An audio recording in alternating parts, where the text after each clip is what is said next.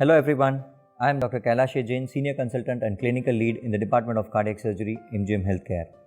Today I thought I'll just have a brief word about what a cardiac emergency is all about. More often than not, a cardiac problem usually manifests as an emergency problem.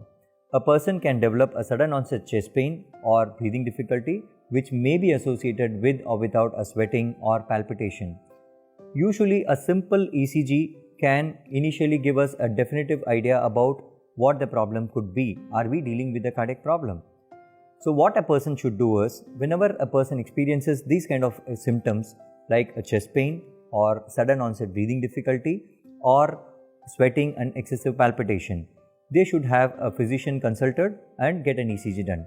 Supplementing to the ECG, an echocardiogram can be done and some cardiac biomarkers in the form of blood tests can be performed.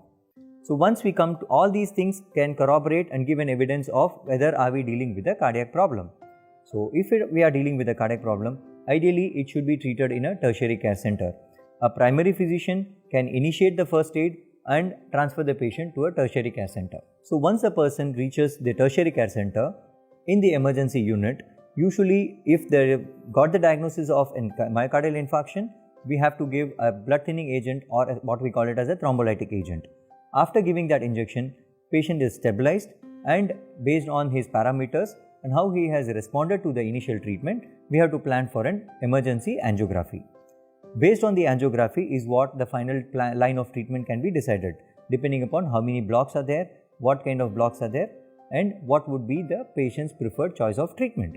The options of treatment after the angiogram could be, it could be just a simple medical management, or sometimes if there are a single discrete blocks or one or two blockages which can be easily stented, we can plan for an angioplasty, or if there are multiple blockages, probably the patient may need a bypass surgery, which can be done as an emergency basis, or if the patient is stable and if there is no ongoing angina, we can plan it as an elective CABG. Thank you.